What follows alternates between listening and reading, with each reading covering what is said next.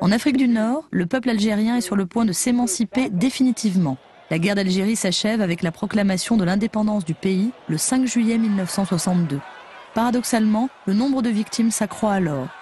Aux exactions de l'OAS succède une vague d'attentats contre les civils français et les harkis. 900 000 citoyens français se réfugient en France métropolitaine. L'installation des Pieds-Noirs est particulièrement favorisée en Corse, avec l'idée de freiner le problème démographique. La Corse compte alors autour de 195 000 habitants. 18 000 Pieds-Noirs choisissent de s'y installer. Parmi eux, 8 000 sont originaires de Corse, 10 000 découvrent l'île.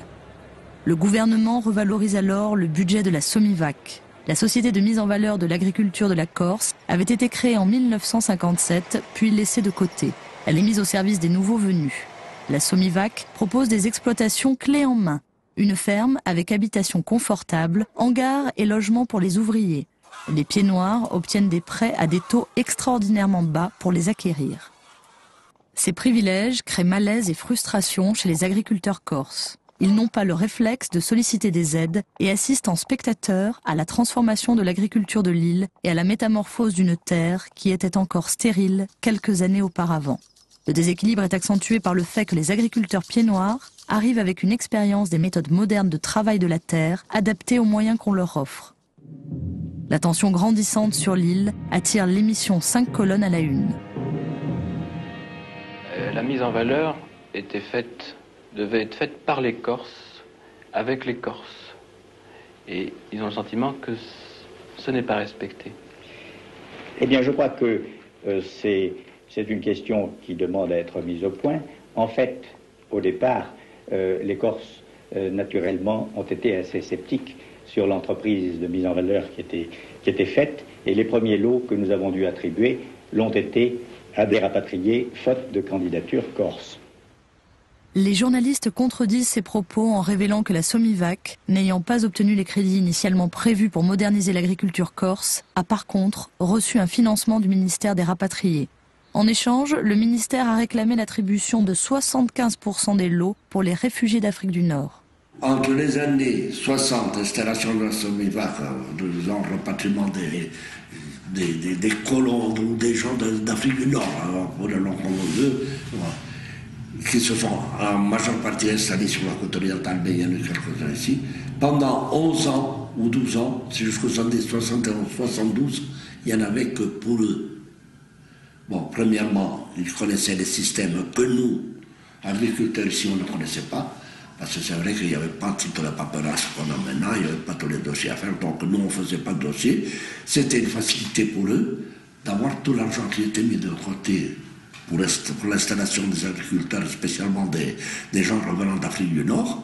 Hein, et nous, bon, on n'avait rien.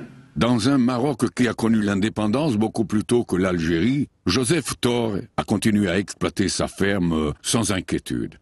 Jusqu'au jour où, en décembre 1965, il reçoit la visite d'émissaires des gouvernements français et marocains. Son destin et celui de sa famille basculent. Ils sont arrivés la veille de Noël, de Français et Marocains. Ils arrivent depuis à midi, ils disent on vient prendre possession. Ils disent de quoi? De leur ferme. Aux deux Européens, j'ai dit vous avez mieux fait de rester sur la route, que les Marocains viennent, oui, mais pas vous. Après, nous l'ont prise en 65. Joseph Torre ne reçoit pas d'indemnisation et revient à Koutoli avec sa famille, sans aucune ressource. Il s'adresse naturellement à la Somivac pour l'obtention d'un lot. Je vais. Le type me reçoit, il dit, je vais là-bas, je dis, voilà, je viens. Il dit, vous comprenez, on a des problèmes, notre corps c'est Pieds-Noirs, patati, patata. Je dis, mais moi je ne suis pas Pieds-Noirs. Comme ça, je le fais comprendre. Je dis, si vous avez des problèmes, c'est de votre faute. Parce que le lot, d'abord, les jeunes Corses d'ici, les rapatriés Corses, et après le reste. Vous avez des lots à des non-agriculteurs. Vous avez donné de l'eau à des fonctionnaires. Moi, je le connaissais. Il était au Maroc, il avait de l'eau. Il travaillait à l'ambassade, après il est rentré dans son bac, et ici il avait de l'eau, je le dis. Et puis j'ai claqué la porte, je suis parti, je l'ai gardé tout. Le malaise corse vis-à-vis des rapatriés dépasse peu à peu le seul secteur agricole et prend une dimension sociale et humaine. Marcel Santoni le ressent alors même qu'il vit au Maroc et qu'il ne vient en Corse que pour les vacances. Il y a un malaise que je ressens.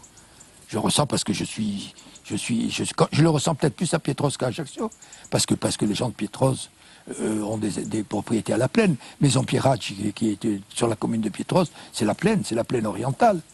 Donc Maison Pieracci a vécu aussi ce retour des gens d'Afrique du Nord, avec des gens extrêmement sympathiques et des gens pleins de morgue. Enfin, il y a les deux, qui vivaient entre eux, entre leur Mercedes et leur avion épandeur de trucs sur les vignes. Enfin, il y a le choc de deux mondes. Bon, je ne le vis pas, je le présente maintenant avec peut-être un peu plus de facilité que je ne l'ai vécu. Mais j'étais dans un mal-être, comme l'étaient les gens de Pietros qui vivaient à la plaine, ou mon oncle qui avait des propriétés à Campoguarcio, par exemple. Enfin bon. Le système politique insulaire détient une grande responsabilité dans le problème de la Somivac. C'est à des élus qu'incombe la répartition des terres réservées aux Corses et le réflexe clientéliste se manifeste. Les terres sont attribuées à des personnes qui ne sont pas agriculteurs, certains lots sont revendus, faisant augmenter le prix des terres et privant de véritables agriculteurs d'accéder à la propriété. La valeur des terres agricoles est multipliée par 7 entre 1963 et 1975.